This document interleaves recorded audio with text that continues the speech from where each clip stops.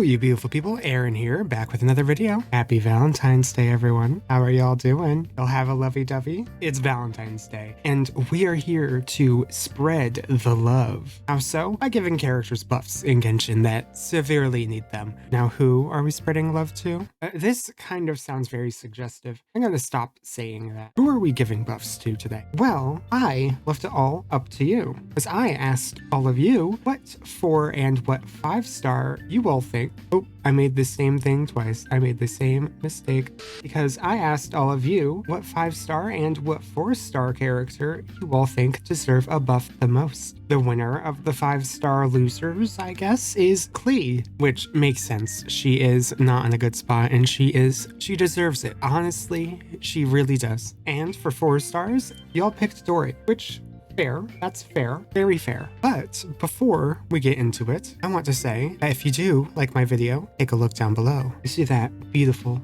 red button down below? Take a bite out of it for me if you like my content. What's that flavor in your mouth? That is the flavor of a strawberry shortcake flavored cookie. Y'all like strawberries? Bite that button. Anyways, let's hop right into it. Are you here for playtime with Klee? Okay, so you'll be in charge of the storm watch, which means you warn Klee the second you see Jean coming. Let's go!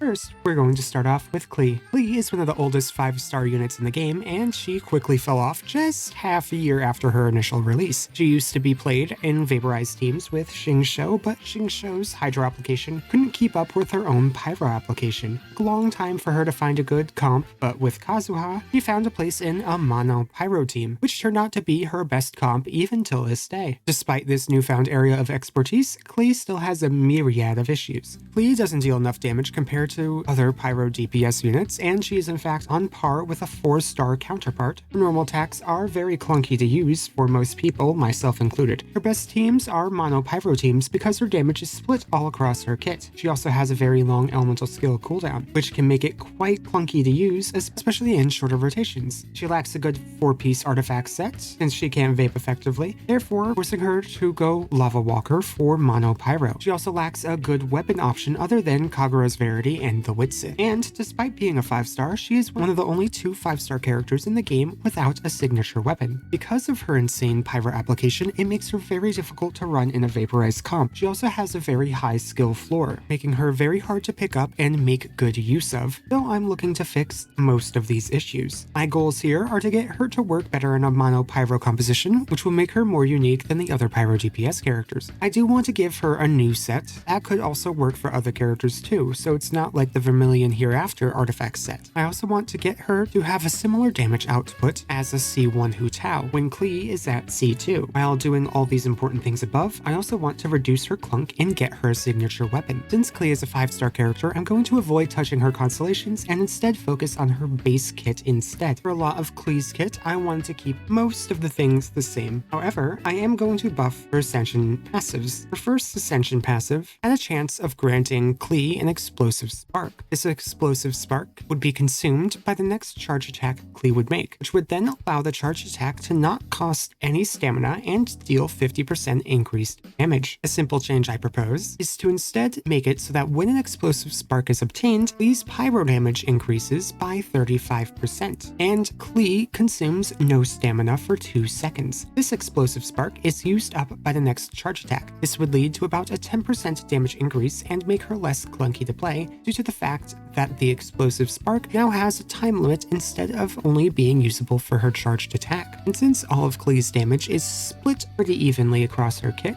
this total 35% damage bonus to everything she could do is generally better than a 50% to one specific thing. The no stamina consumption also helps Klee very well, as it allows her to dodge without having to worry about stamina. Since she wants to be in the fray, she is going to have to, and she also needs to use her stamina to charged attack onto her Ascension 4, which used to read, when Klee's charged attack results in a critical hit, all party members gain 2 elemental energy. While this does help with Klee's driver role, it doesn't do much else other than that. So instead, I propose this new passive. When Klee's charge attack results in a critical hit, Klee gains a clover stack per per pyro member in the party for 5 seconds. Upon obtaining a clover stack, all party members gain 1 elemental energy. Each clover stack increases the total pyro damage of all party members by 1%. Gaining clover stacks after having already acquired some removes the previous stacks. All clover stacks are lost upon swapping off field. This change is to help Klee's driving potential in a team, as she now is able to generate energy for her team to a potentially stronger degree than before, while also having an all pyro damage buff dealt by the team. This buff is to help her deal more damage herself, while also allowing her to act as a fantastic driver due to the utility being team-wide. Also note how I phrased it. It is a 1% damage buff to the total pyro damage, which would be different than damage percent. Instead, it's its own multiplier. So in the base kit of Klee, I ended up giving her more personal damage, and I took away a bit of her clunk in her Ascension 1 passive. Then with her Ascension 4 passive, I decided to increase her potential of being a driver by allowing her to generate more energy for her team and increase their total damage based on the amount of pyro characters that are in the party. This also helps force her into the mono pyro role. However, the total difference is not that huge, so it's not like you have to. Now let's talk about her new artifact set. While Lava Walker is her best at the moment, the buffs I gave to Klee ends up making attack percent very valuable on her, especially when paired with the percent pyro damage bonus that Xiangling would grant Klee and the major base attack bonus that Bennett would grant Klee. Both of these things means that attack percent is generally the way to go. So here's her new artifact set. In the 2-piece, it's the normal attack percent is increased by 18%. Then in the 4-piece, it incentivizes mono element comps. When an elemental burst deals elemental damage, gain a stack of wonder for 8 seconds. Each stack of wonder increases attack by 7% per party member that is the same element as the user, including the user. Additionally, each stack decreases attack percent by 3% per party member that is a different element than the user. A stack of wonder can be gained once every 1.75 seconds, and only a max of 3 wonder stacks can be obtained at the same time. While the damage of her burst does snapshot buffs, making the attack percent buff useless in that specific area of her kit, it will mega buff the damage she deals with the rest of her kit, specifically because of the buffs I gave her damage percent. In total, the damage output she had when using the Lava Walker set would be increased by about 12% when transitioning to this new set. Since her Constellation 1 also counts as burst damage, this passive can technically be activated before casting her elemental burst when you have her first constellation. On top of that, this buff also gives Shenhe a 4-piece artifact set, which is a bonus. The buff can also be used by some other characters, but not all benefit from it too well. Finally, we have her signature weapon, which I called the Dodoko King. It has a high base attack and low crit damage value. Passive increases attack speed by 10%. Furthermore, when dealing elemental damage, the user gains a Dodoko Pal stack for 5 seconds, up to a max of 4 stacks. Only 1 stack is able to be obtained per instance of elemental damage. Each stack increases attack speed by 5%. When damage is dealt with a charged attack, the damage is increased by 15% of the user's attack per Dodoko Pal stack. When this damage is applied, all Dodoko Pal stacks are removed. This weapon decreases the annoyingness of her clunk due to the 30% attack speed increase, while also buffing the hell out of her charged attack damage. Compared to the Widsith, this weapon is about 7 to 10% better than her current best option. The attack speed increase also combos well with her Ascension 1 passive, as it would allow her to charged attack more frequently, which will also allow her to serve more as a battery. In total, I tried fixing a lot of her issues while leaning into her ability to be a mono pyro main DPS driver. With these buffs, her damage is high and just shies behind Hu Tao's when Klee is at C2. But to compensate, she is able to buff and battery her team pretty decently. I also fixed her stamina issue with her Ascension 1 passive effect, and tried to reduce more of her clunk when using her signature weapon. However, I did not change anything about her elemental skill, which still has its long cooldown. And that's mainly because I think it's quite fine. There's not much I would ever want to change to that ability. It deals a decent amount of damage, it generates a good amount of energy, and it has some good utility with her second constellation. With enough Mora, you can afford to do anything.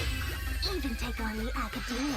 Now, Dori is the second character in desperate need of buffs, as she excels at nothing. Dori is supposed to be a battery support character, yet does not battery as well as the Raiden Shogun or Fischl. Dori deals very little damage too, and has an absurdly high energy requirement. Due to her energy requirement, she has a hard time building into the stats that she wants. She also lacks good damage, so she can't be used as a damage dealer even at C6, where she gains an infusion, rendering the infusion and C6 quite useless. Her burst is also very tedious to use, as you need to be in its range to be healed, and you need to actively position yourself for her burst to hit targets or hyperbloom seeds. The burst also does not have a good ICD, which makes it terrible for helping others proc electro reactions. My goals here are to lessen her energy needs and raise her battery potential. Along with that, I want to focus on her role as a battery support with good electro application. I also have an issue with Hoyoverse for some reason not incorporating Mora into the kit of a merchant with an obsession with this stuff, so I'm forcing it in there. Since Dori is a 4-star character, I won't try and make her a signature weapon or signature artifact set, since those are reserved for 5 stars. However, because a 4 star is complete only when at C6, I am going to consider constellation changes in this situation with an emphasis on the 2nd and 6th constellations being the strongest. So how would I change Dori? Well, first, I would change her first ascension passive because it's useless. I'm being honest, it's very useless. The first constellation allows her to decrease the cooldown of her elemental skill by 1 second once every 3 seconds, whenever the active character connected to her elemental burst triggers an electro-related reaction. The issue with this is that it's only usable when she's a driver at C6. Otherwise, it's terrible. It's just not used. It just doesn't matter.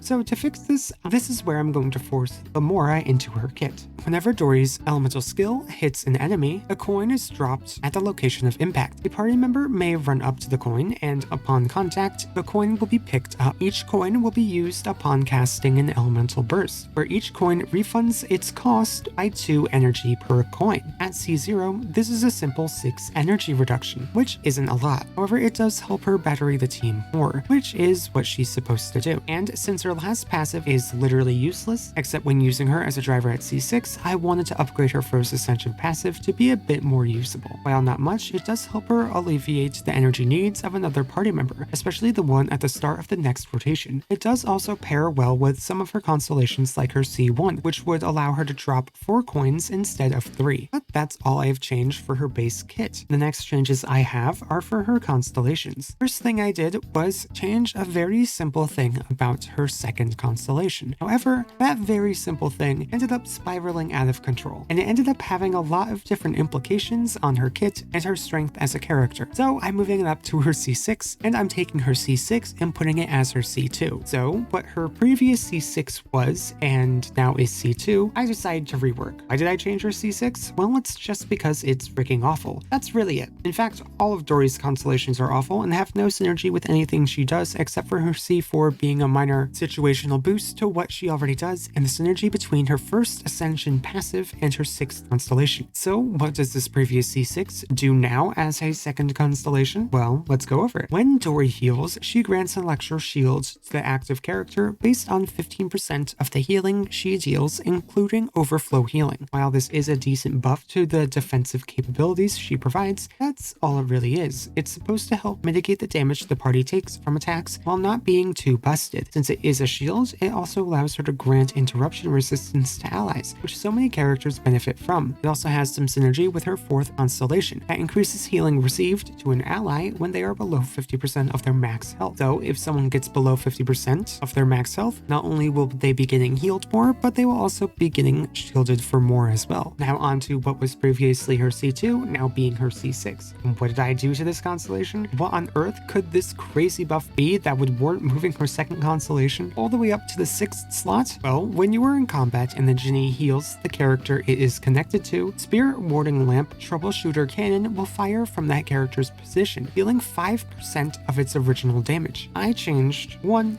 thing. Just one. I changed it so that the extra missile that she shot out from her second constellation would instead shoot out her elemental skill. While this is pretty powerful, it gets even more cracked when you remember what I did with her first Ascension passive. This thing turned out to be really strong because of all the implications it has. In total, the energy generation to the team increases tremendously, as she can now battery 20 to 60 energy to herself from her fourth Ascension passive. Per team rotation, her on-field main DPS now gets 6 electro particles funneled into them, while also getting the 15 flat energy that Dori grants from her burst. And due to the change I made to her first Ascension passive with the coin mechanic, another character at the start of rotations will have their burst cost reduced by a flat 24 to 32 energy. The total flat energy she would provide the team is about 87, which is wild, especially since there's still a massive amount of energy being generated through particles from elemental skills too. The amount of energy she would provide to a team would drastically reduce their energy requirements, allowing them to freely build into other stats they would want to deal more damage. This would also allow Dori to build the tenacity set for the increased shield strength, HP percent, and attack percent buff. Despite having all these buffs, she would still have her old issues, but would compensate for it by being a monster battery and tenacity buffer. All around, while she doesn't directly buff the team, she is now able to increase her team's damage due to her absurdly high energy generation. Along with that, she can act as a wall for the team and apply a good amount of electro to targets without having to position. While my changes do not help her with her current situation with Dendro, at least now she has a niche where she can more than excel. If anything, maybe I can up the numbers a bit. But that's what I would do to these characters. Now tell me, what would you do? Would you give them similar buffs to what I did? Would you do something else? Tell me your thoughts in the comments down below. But that's going to be it from me today. I hope you all have a wonderful Valentine's Day, and I want to thank you all so much for watching. Bye bye!